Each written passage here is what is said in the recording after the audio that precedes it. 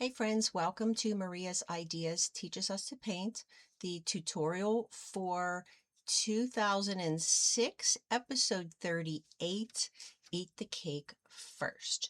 Each episode that airs on BPTV, Bethel Park TV in Pennsylvania, is also available here 24/7 on my YouTube channel and their YouTube channel.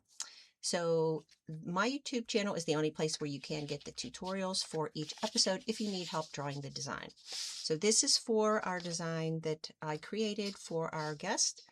My designs are always inspired by the guest, and it's Eat the Cake First. I'm going to tone this light down just a little bit. Okay. All right. So what we are going to do, we painted on a canvas panel. So this is what we used. It's very bold colors. It looks a little grayer on my screen, so I hope this comes through. These are fluorescent pinks and oranges and all, which is very pretty. So we do paint on the panels just because there's no bounce. It just makes it a little bit easier for filming purposes. So I'm going to show you a couple different ways that you can transfer your design. If you transfer a design on the computer or want to print it out, if you're able to print it out the same exact size, you can do that. So I did that. I printed this out. This is 11 by 14. I use graphite transfer paper. It's darker on one side, lighter on the other. You lay this under your design. You keep your design in the same spot. You can use a clip like this to clip it together at the top to hold it in place, and then you just trace over your design and it transfers onto your canvas. Now, the one thing that we did do on this one, which I've been having a lot of fun doing these, we painted the base of the canvas. We used a hot pink and like I should say a fluorescent pink and a fluorescent orange, and we just base painted that, let that dry, then I transferred the design if you want that effect. So I'm going to show you, this is also just an 8 by 10 print of that design. So let's see. So you can print it out and transfer it. You can also draw from a smaller image. Say you wanted to practice on a piece of paper first. Draw the design, but then you wanted it to be larger for on your canvas. This would also work if you're doing a mural on a large wall or any surface. So what I'm going to do is first see that the proportions of this are in the same proportions that the piece that I'm drawing on. So this is the board is a slightly taller, but we can adjust for that. We can just leave that extra space, not worry about that. So what we're going to do is create 16 sections. So we're going to fold it in half and then in half again vertically, and then horizontally, and vertically, so that we will end up with 16 squares, rectangles, depending on the proportion of whatever you're doing. If you're doing this one is not square, it's a little more rectangle. And I'm going to draw with a colored pencil just so you can see where these are. So what this does, this is a grid method, but you can use this, where's my other one here? You can use this for any transferring of any design. All right, so this one's here. A little hard to see with the color there. Okay. And that one's here. Okay. So they don't have to be perfect, but this is just going to give you a little roadmap as to how to transfer. So now I want equal rectangles on this. So like I said, this is slightly taller. We won't pay attention to that. We're not worried about that, but we are going to create, let's see, we'll find a little spot. You can use a tape measure or roller. I just eyeball it. Again, when you're painting and you're drawing, just have fun with it. And it does not have to match. One of the things about I teach a lot of the classes at the National Aviary here in Pittsburgh. I teach for the Pittsburgh Penguins and Pirates. I've done different classes and other organizations. I do encourage everyone to just make it their own and try not to make it look like mine. because we all have a different eye, and it's just more fun that way anyway. So what I'm doing is I just kind of put a little mark top and bottom, and then as you're drawing the line, look ahead where you're going. That just helps keep your hand somewhat steady. It doesn't have to be perfect again, so, like I said. So then we're going to divide these vertical sections again. And then they come down this way. Again, this is just giving you a point of reference. And then we have this, and then halfway here and here. And again, I'm just doing this in red pencil so that you could see it. And you could see these are a little bit smaller. These are a little bit taller. It doesn't matter, and you'll see why. So when you are transferring, if you're doing this grid, I would recommend, if you use a regular pencil, very, very lightly. You could use chalk. You can use watercolor pencil, which will, when it gets wet, it will blend right back into your painting, which is great. But I'm doing this just so that it shows up better for you. All right, so now we have our lines. I can brighten this a little bit. Okay, so what we do is we start usually the center point as a reference, or the focal point. I am going to start with a couple different areas here. And I should say we are in Pittsburgh, PA, in the Southside Slopes. We're about 2 miles from downtown Pittsburgh. Johno's Art Studio and Maria's Ideas. You're welcome to stop by. If you're ever in the Pittsburgh area, you can go to our websites and get our information and our hours. I have mariasideas.com is my website. And I create the show with the other volunteers and my co-host, Alan Levine. All right, so let's see. I think we will start with this line here. So I find the same line here, which is the first row down, and I am going to draw a little mark. Just going to mark this. This is like 1/3 over from this line. This is where the edge of the cake is. All right, if you can see that, let me grab a different color. And the back of the cake, it's about the same. So this is the top of the cake. All right, and you can adjust all of the details as you paint and as you sketch. Again, this is just going to help you get the placement of it. So now we come down. If we have the vertical line that comes all the way down into this 3rd row, okay, and it is slightly, just about a little less than halfway down. So that's how far down that comes, and that's over this far. So we go like this. It doesn't have to be a straight line because it's a piece of cake, right? The back side of this doesn't have to be a line because there's icing there. That's going to come all the way down. The back of the cake is in shadow, but it is angled right here. So this will come down just below this line here, 3rd row.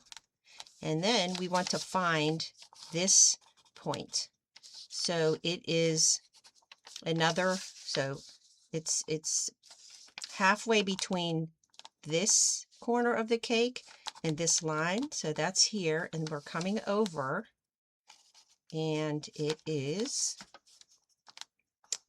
in, I'd say, 1/4 of the width of this one. So you just zoom in on each one as you're looking. So I'm just looking at this one. That's here. That comes over to here. So now I just connect them. And then this one from here to here. So that gives us our angle. Then we can follow this line for our rows of the filling, the top of the cake, this angle, the same thing as this angle, okay? And then that's the edge of the cake. If you wanted to add the flower, you would just simply, you can look where this center is. That's about in here. Your petals, you can create more flowers, less flowers, no flowers.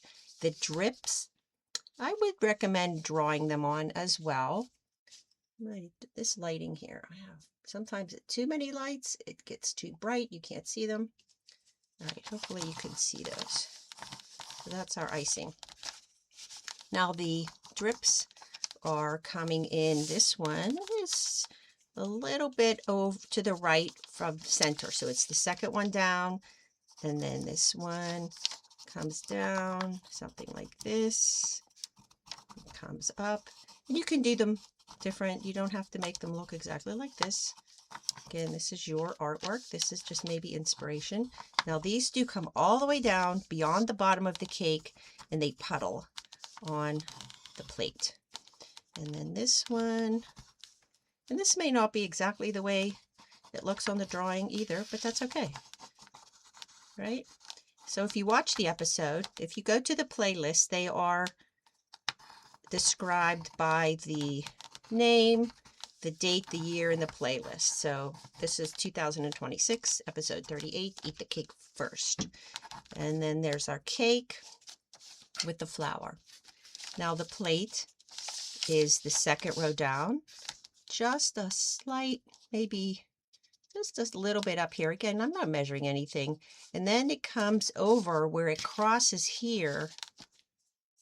It comes down and then over here, just again, just slightly down here. So that gives me, if you just do the little points of reference, that helps. And then you can figure, if you follow over here, that's the other side of the plate.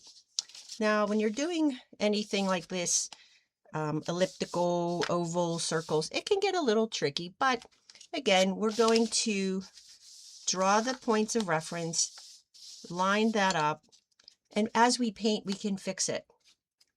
I like to paint loosely initially first anyway, so we'll just do the points. Let's see. So I'm going to use this line here.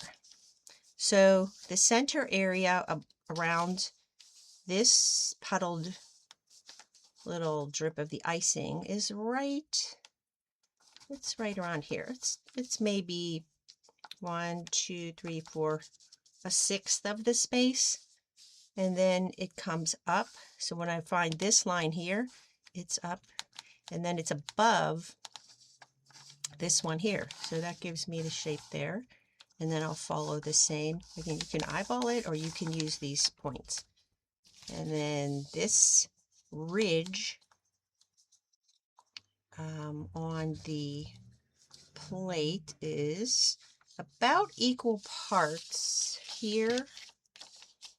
If I look at this line, about equal parts above and below. So however much you have here, we'll take that same distance and then we'll bring that over to about halfway in the width. So again, you're just looking at each section at a time. Find your little point and then connect them. So it's kind of like connecting the dots in a way. And then we're coming down. This is a little shallower here, right? So that's your plate. This shadow comes this way and this way. So this is all in shadow. Here's your plate. Then we have, I'm sorry, this keeps moving. This comes here, and then we have the shadow here. So our light source is here.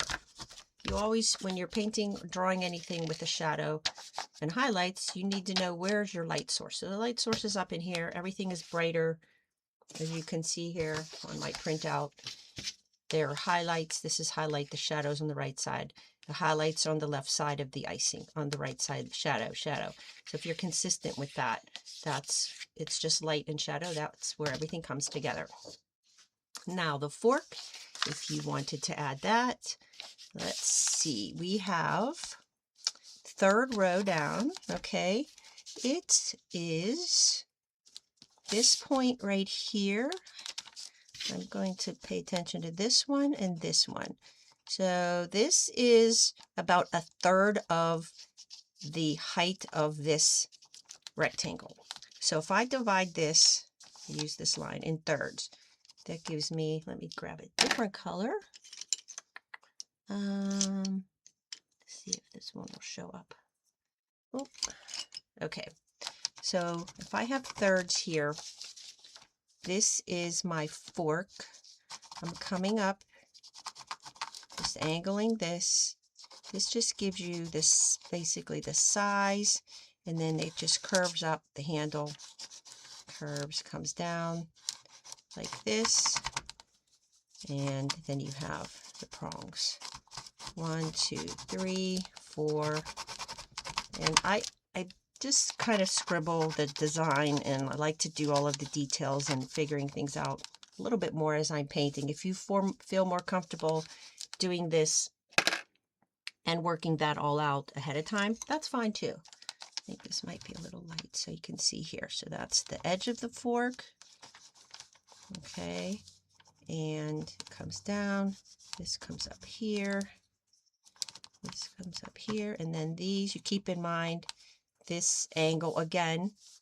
You can maybe bring these up a little bit more, and then you have 1, 2, 3, 4, and then you have the 3 gaps in between. All right, and then you will have your shadow. And then if you watch the show, we like to talk about the guests. We talk about what they do. We do focus on just positive things, positive people in our area. And if you ever come to Pittsburgh, you'll see Pittsburghers are very friendly. And we like to emphasize that and just focus on the good things. So there you have it. And hopefully this helped. So this way of transferring design, like I said, it does work. You can take something this size and transfer it onto a wall, but the proportions are what's important. If this is roughly 5 by 7, then if I use, say, maybe the scale of, if every inch on the paper was a foot on the wall, that would be 5 feet by 7 feet high. Or each one of these could represent 2 feet on the wall. So 10 feet by 14 or something like that. So, but anyway, hopefully this helps you. And I do teach the class, or I'm sorry, the show. Each is step by step. I also teach classes in the area in different places too. So you can like us on Facebook and follow Maria's Ideas Teaches Us to Paint on Facebook. And then obviously our YouTube channel is Maria's Ideas Art, and also Facebook Maria's Ideas Art, and Instagram. Okay, so thank you so much. I hope this helped you and inspired you to get creative. And hopefully you will come back. Okay, bye.